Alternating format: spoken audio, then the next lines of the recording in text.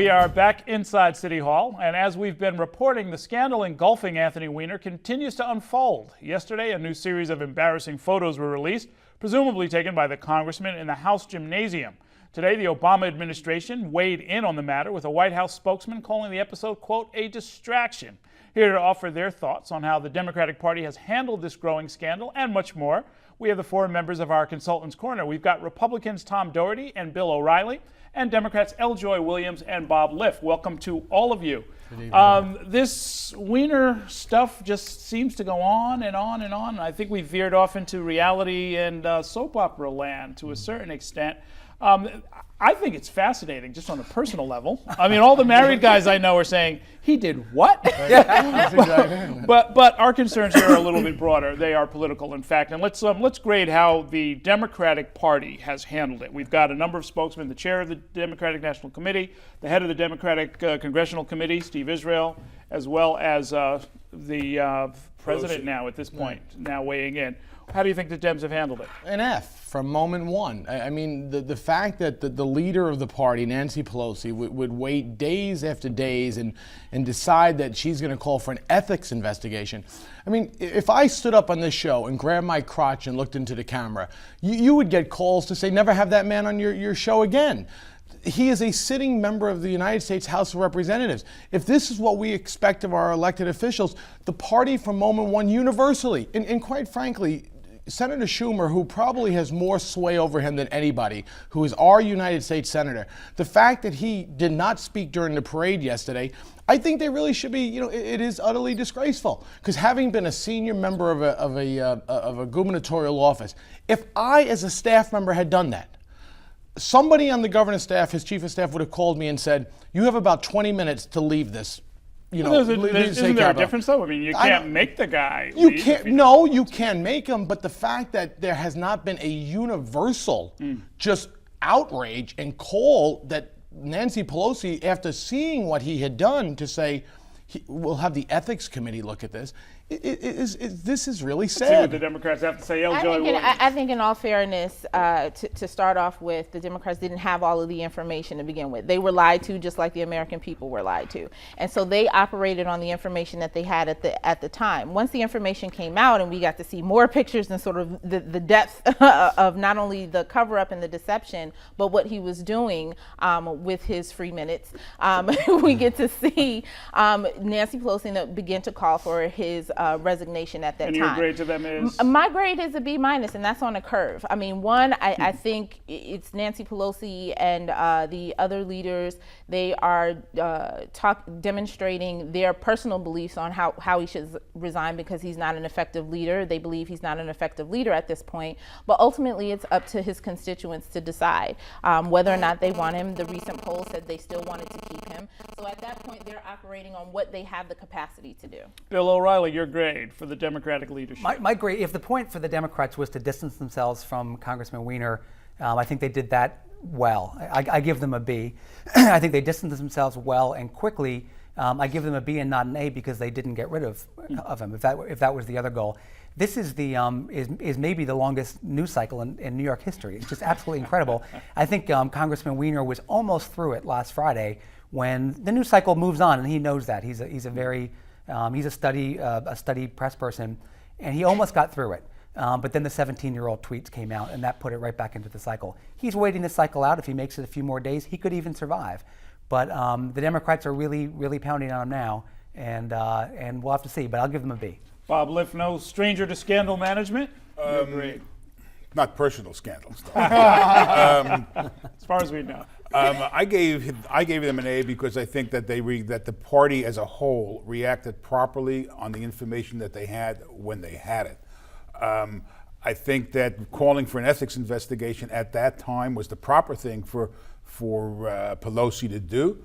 I think because having gone through something which was quite different. Obviously, it was quite a different situation. There's a difference between the bubble in Washington, where if you get in some kind of trouble, you don't want to be in a foxhole with these people, and what happens back in your own district. And I think this was up until that point, up until the thing spun frankly out of control. you saw a dramatic difference between how people within that bubble in Washington, within the Beltway, reacted, and how people back in his district. We should make clear you worked with I worked with Congressman Congressman Rangel, and obviously we had a very different situation where there was no lying, there was none of this kind of personal behavior involved, and what Congressman Rangel did was, this is not as if you managed Charlie Rangel. Charlie Rangel does what Charlie Rangel does, and he was very upfront and he talked about it all the time, but he didn't lie. do you think Weiner can survive? Do I think Weiner can survive? I'm not sure at this point. I thought so up until the weekend. I think that the trio of Pelosi, Israel, and Debbie Wasserman Schultz coming out and calling for him to resign really was a turning point. I do respect the fact that this is up to his district and not up to the people in Washington. But I think he's, and I know Tony Weiner since he came to the city council when he was, when he was a kid, and I'm really happy that he's seeking some help. At one point, he said, "I don't need treatment." Well, on a personal level, he desperately needs some treatment, and so hopefully he's getting that as an individual. But this is the point: is that we talk about the Democratic leadership. Is that the president's spokesman within the last 48 hours, he didn't say he is sick, he clearly needs help. He said it's a distraction. But he's the White House. No. This is not just a distraction. This is a sitting member of Congress who represents 250,000 New Yorkers who's posing for self-made photographs in the House gym, grabbing his crotch, and then we've seen the other photos. I mean, this is beyond a distraction. Now I got to ask you, of course, the consistency question. Yeah. David Vitter, Christopher Lee. Listen, Christopher Lee was gone within about 3 hours. I mean, someone said to him, "You are going to go." I mean, his district wouldn't tolerate that type Larry of Craig nonsense. hung on. David Vitter's still in power. Listen, and Larry Craig, as I said on this show, is a Republican. He's a hypocrite. I don't care if he's tapping his shoe in a men's room. It's none of my business.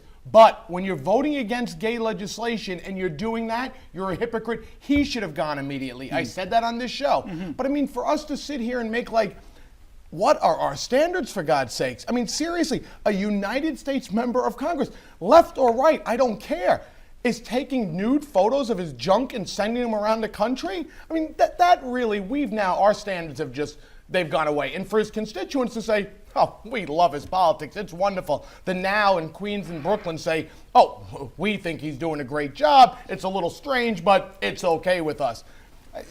Our standards have really fallen apart. And ultimately, it's up to the voters in his district, actually. And so, even though the Democratic leadership in Washington is saying they want him to go, and I think from their perspective, they're thinking of, we no longer have the bulldog, or we don't have the person for us on our side anymore, so we can't use him in that effect. So I understand from that perspective. But at the end of the day, he hasn't done there's no felony charge, so it's up to his district to decide if they want to keep him to represent him. That's right. That's the bottom line. At the end of the day, the leadership cannot make him go, short of an impeachment. Right. They can't make him go. Nor should they, right? Nor should they. Right. I mean, but let's talk about something really important. Who's helped by this in the race for mayor in 2013? I think that the two, I've been thinking about this question, and I'm frankly friends with we're only talking about the Democratic side because everybody knows that, a short, divorced Jewish billionaire, somebody like that could never get elected in this city. So we're only talking about the Democratic side. And I think it probably helps Chris Quinn and Scott Stringer. They both have, I think Scott has almost $2 million on hand, and Chris has like $2.5 million in the bank. And nobody else, I think John Liu has about $500,000 in the bank. And so, I mean, if it helps somebody, I mean, I understand there's some polling. I haven't seen the poll. I've been told about the poll that a lot of those kind of Manhattan Jewish votes, if you will, were for Weiner, and you would think that Stringer might be a logical place for them to go. And Chris Quinn has the burden of having been a leader and having to make decisions in a legislative leadership role where you have to make choices that other people can sit back and criticize. Is a very tough position to run from. I think from a popularity standpoint, I think all of the Democrats are breathing some sort of sigh of relief at this point. Sure. That they don't now have Anthony Weiner, who's a great media person, who's great well liked and was very popular. So I think everyone is sort of breathing easier as we go into our election cycle for mayor. I think it definitely helps. I agree with you. I think it helps Christine Quinn, and I think it helps Scott Stringer. But I think it helps Bill Thompson as well. I mean, that was the talk in the press was Bill against Anthony Weiner, sort of going into the 2013 election. So at this point, I think who it helps most, I think, is Bill Thompson. Whether or not fundraising dollars and things of that nature and the other candidates that are in, I think it definitely leans in his direction. Needless to say, the remaining candidates are probably calling up Anthony Weiner's donors, I would think. They will be soon. I mean, I think it helps everybody. Weiner was the ostensible front runner in the race. It helps everybody. It helps Bill Bratton, who could pop in as an independent. The former police commissioner, he could throw his hat in the ring. It helps everybody. Right now, Bratton against Ray Kelly would be a race. That would be an interesting race. It would. I want to move to Albany, where there was some breaking news today that it looks like all but one of the Democrats in the state Senate and at least one Republican are now prepared to vote for same-sex marriage.